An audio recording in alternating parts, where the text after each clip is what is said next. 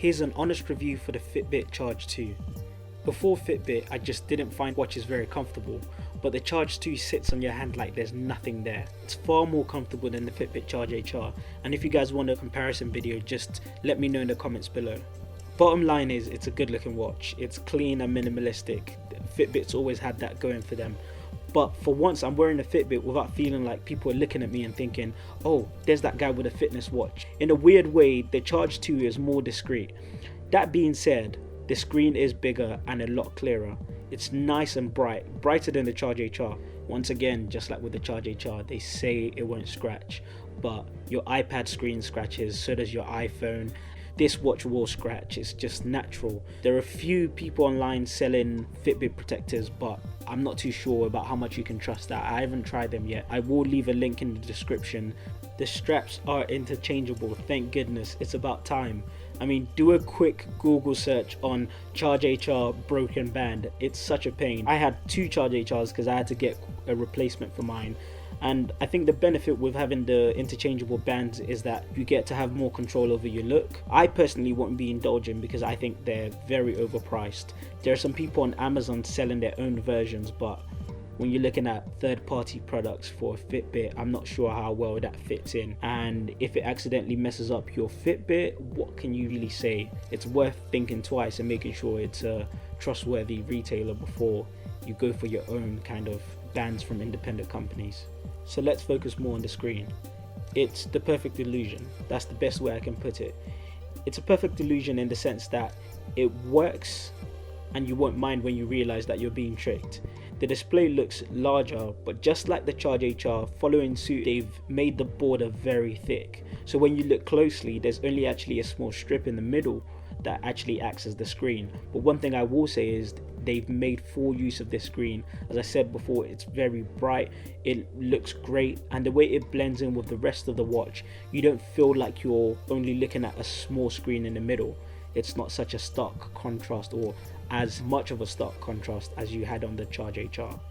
I could create an entire review about the different types of clock faces and the options that you get. It's really good. I'm happy with what they've done, and you can change all of this in your app and just sync it and it will apply straight away, but we'll go more into that later on. I'm really impressed with this watch because the navigation has changed in a big way. It feels fluid and looks beautiful. The first feeling you get when you start using the navigation is that it makes sense. I liken it to Apple products. They've considered the user journey rather than just adding random and fancy features. For example, tapping the screen and clicking the button on the side now perform as different functions. You can select what type of exercise you're about to do, so you don't have to end up categorizing it later in the app, which can be a bit of a time waster. And once you've finished, the activity actually stays on the screen. I've tested it and it stayed for about 20 minutes for me. Before the Fitbit Charge HR, when you just press it, it stops straight away. So you can really see that they've listened to the customers and they've made vast improvements with this.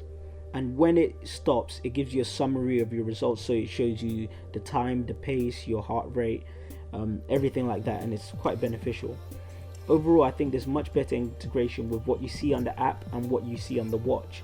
For example, you can see where your next alarm is, and that's just really helpful to know without having to open the app, especially if you're at work or you're just thinking about something else. You're in a place where it wouldn't be appropriate to pull out your phone, for example. There's also a guided breathing feature. Honestly, I thought it was just a useless feature at first, but I gave it a try and I realized it's quite beneficial. For example, when I run, I overthink, and it can be beneficial for someone who just maybe wants to relax or wants to learn how to control their breathing better. You can also see how many minutes you've been active in the day.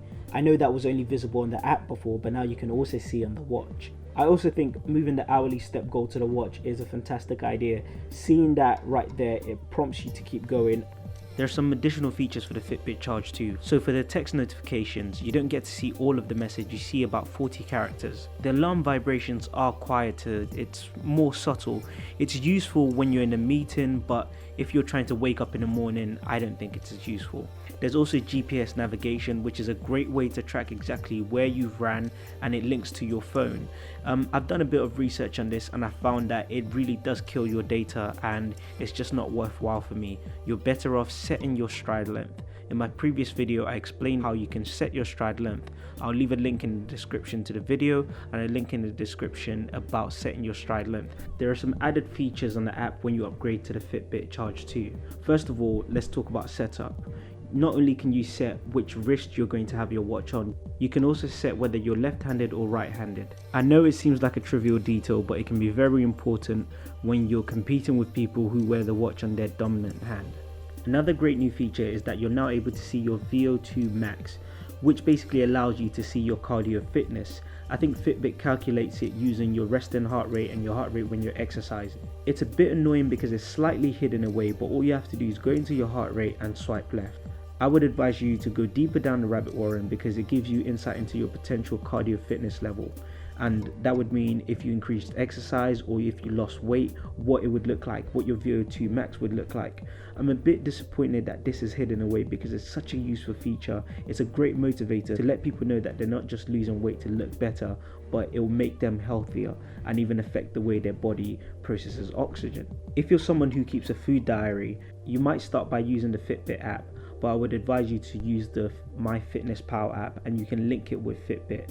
It's a bit complicated and you get a lot of errors, but I will leave a link in the description about all the little errors that people come across and what to do to fix them. It's a really good article. You can adjust the time for the 250 steps goal. So if you get up at 6 a.m. or if you get up at 7 a.m. or finish later, you can set what time you want to achieve that 250 steps. And I think it's quite helpful because people start the day at different times and we all have different schedules. Just to give a few pointers, I would say sync regularly. The longer you wait to sync, the longer you have to wait and watch your Fitbit whilst it syncs.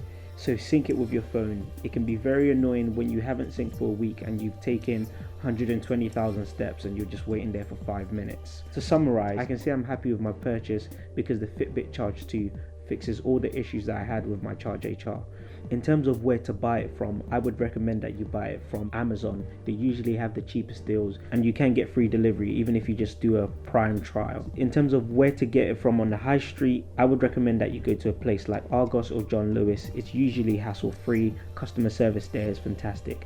John Lewis always has a 2-year warranty or guarantee on their products. Fitbit have a reputation for being reasonable if you damage your watch due to something that's a manufacturing error. Make sure that you keep your receipt and let them know. If it's something like submerging your Fitbit underwater, they're not going to give you a refund for that. Thank you for watching the video. If you have any questions, please let me know below.